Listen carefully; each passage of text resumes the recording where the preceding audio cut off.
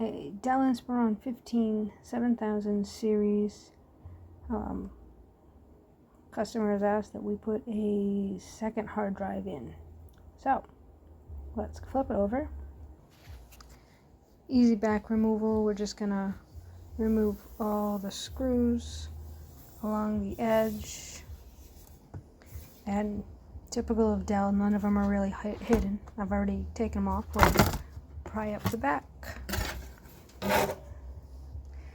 And so we have one hard drive slot here, the Wi-Fi card, and a second hard drive slot here.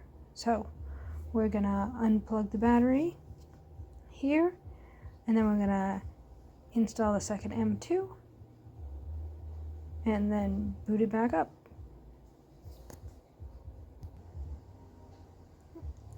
And there you have it. We already plugged the battery back in, and we're gonna put the cover on and boot it up.